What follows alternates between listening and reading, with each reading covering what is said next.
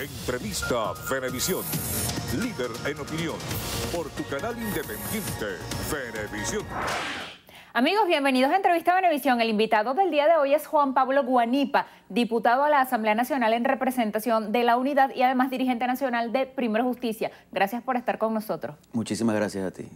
Ese anuncio de la Asamblea Nacional Constituyente de fijar la fecha de las elecciones presidenciales antes de que termine el mes de abril, ¿cómo lo interpreta? ¿Sorprende? Mira, es un acto absolutamente inconstitucional. No se respeta allí lo que dice claramente la Constitución venezolana. Es un acto que además intenta acabar con una jornada difícil que llevábamos adelante, que era la negociación en Dominicana, porque uno de los temas fundamentales de esa negociación era establecer no solamente fecha, sino condiciones electorales. Es un acto que además intenta realizar en el corto plazo un proceso electoral con casi ninguna condición, repitiendo lo que pasó el 10 de diciembre y el 15 de octubre. Por tal motivo, el gobierno debe reflexionar acerca de lo que está haciendo con el país. Al gobierno pareciera, convertido ya este gobierno en una dictadura, lamentablemente, pareciera que no le interesa la grave crisis que el país está viviendo. Pareciera que no le interesa que en este momento a una familia promedio en Venezuela le hacen falta 20 salarios integrales, no mínimos, integrales, para poder alimentarse. Si el gobierno no entiende que lo que está haciendo es generando o ya ha generado una tragedia en Venezuela y lo que quiere es permanecer en el poder, nosotros, desde la perspectiva democrática, tenemos la obligación de unirnos y de luchar para construir una alternativa a este gobierno.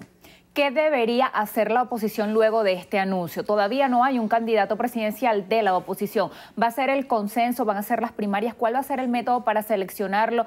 Usted había sido propuesto como un precandidato para medirse en primaria. Se habla mucho de la palabra dignidad cuando se refieren a usted por el hecho de no haber aceptado ir a la constituyente para asumir la gobernación del Zulia. ¿Qué va a hacer la oposición? Mire, es muy complejo todo. Yo creo que lo primero que tenemos que hacer es unificarnos en el criterio, en la búsqueda de la solución a esta situación. O sea, creo que no es conveniente que lo que ha pasado en el pasado vuelva a pasar. Es decir, por ejemplo, cuando decidimos algunos ir a juramentarnos y otros no, al final nunca logramos unificarnos. Cuando unos fueron a participar en un proceso electoral y otros no, no logramos presentarnos con una postura única. Yo creo que este momento es para que todos, absolutamente todos, entendamos que lo que está de por medio es Venezuela y es la gente que la está pasando mal en nuestro país. Es la crisis que se vive en cada familia. Por tal motivo tenemos la obligación de ceder en aspiraciones en función de construir una gran oportunidad para el país. Si participamos o no participamos en el proceso electoral,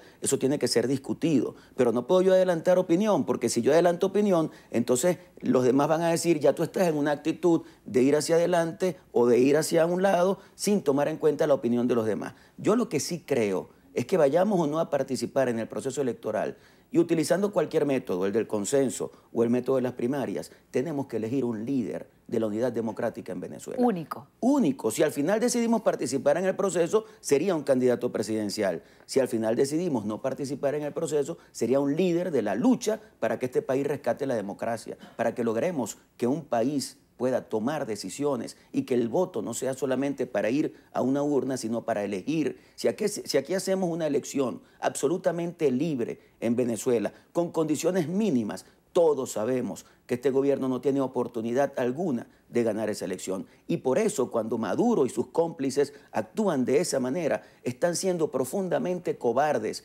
porque están diciendo, yo quiero una elección, pero quiero controlar las reglas de juego, pero quiero decidir cómo actúa el árbitro, pero quiero hacer todo para hacer una especie de simulacro y no hacer una verdadera elección. Si ellos tienen de verdad valentía, amor por Venezuela, respeto por la democracia, si se va a hacer una elección, que se cumpla lo que dice la Constitución y que se respeten condiciones básicas, mínimas, que están en la Constitución y en la ley, para que todos podamos ejercer el derecho al voto libremente. ¿Cómo queda justamente el llamado diálogo o proceso de negociación que se estaba llevando a cabo en Dominicana? Por ejemplo, el canciller mexicano se retiró argumentando que justamente el tema electoral estaba en discusión y todavía no existe un acuerdo acerca de la fecha o del cambio de las condiciones electorales. Otros voceros internacionales, por ejemplo, Luis Almagro desde la OEA calificó como farsa esa convocatoria y los cancilleres del Grupo de Lima dicen que imposibilita la realización de elecciones presidenciales democráticas, transparentes y creíbles. ¿Qué papel va a jugar la comunidad internacional? Mira, la comunidad internacional es fundamental.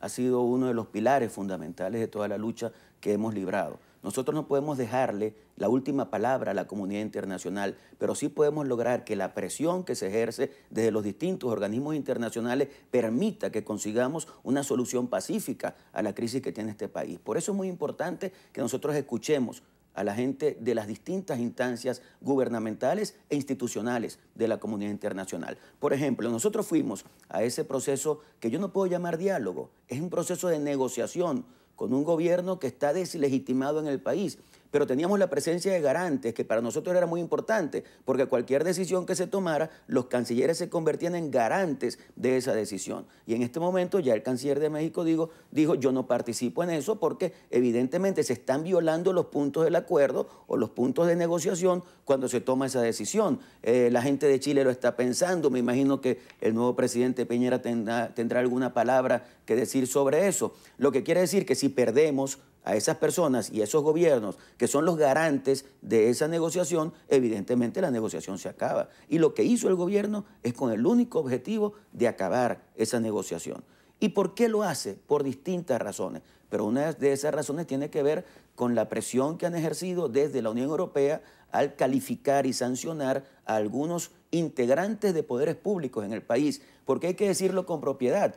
Quienes hicieron o quienes fueron sancionados no están siendo los gobiernos, ni el Estado, ni el pueblo de Venezuela. Quien está siendo sancionado son personas de carne y hueso que han asumido responsabilidades institucionales y que se han prestado para violar la Constitución Nacional y para hacer lo que les dé la gana en función de permanecer en el poder y no en función de lo que el pueblo está exigiendo. Yo quiero repetir lo que te dije hace unos minutos. Nuestro pueblo, nuestra gente, nuestros ciudadanos la están pasando muy, pero muy mal.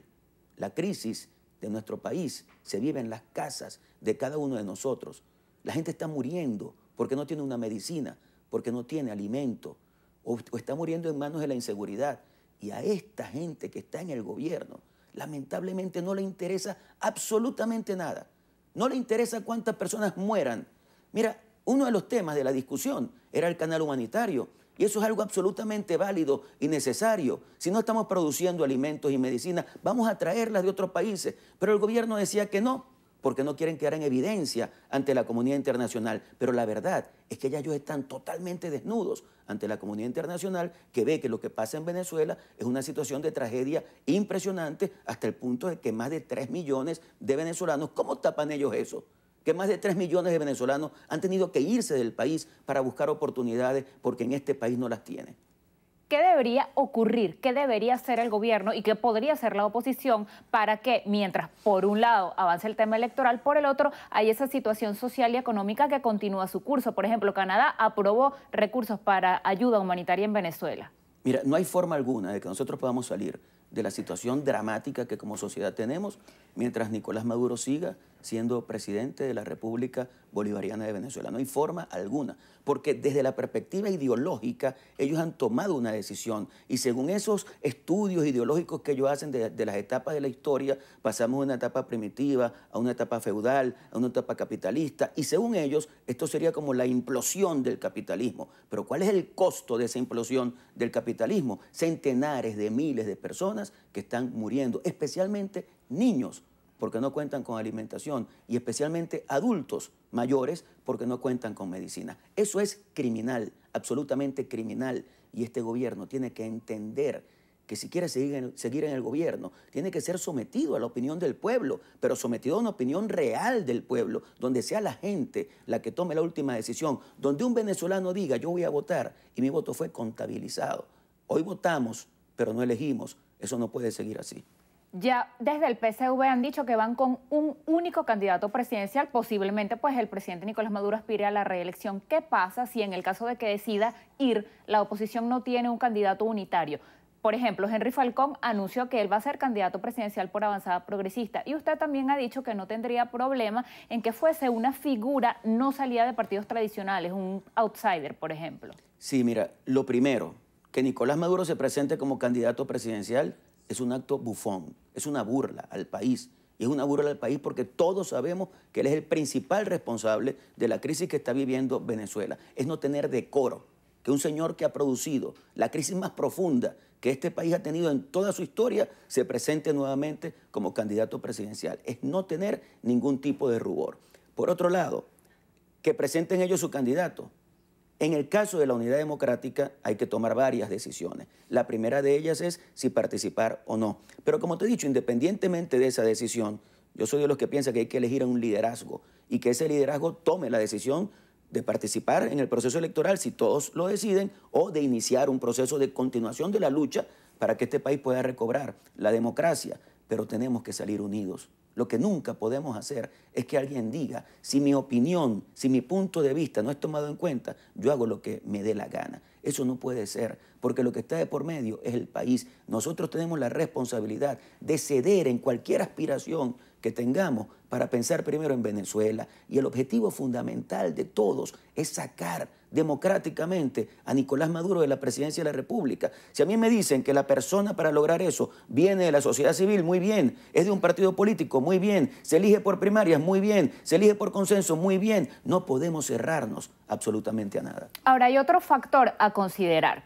Las elecciones serían durante el primer cuatrimestre de este año, pero si fuera una persona diferente al presidente Maduro, el presidente electo asumiría en enero del año 2019. ¿Es viable gobernar una Venezuela durante esos 8, casi 9 meses con un presidente en funciones y un presidente electo? 8 meses. ¿Tú sabes lo que significa eso?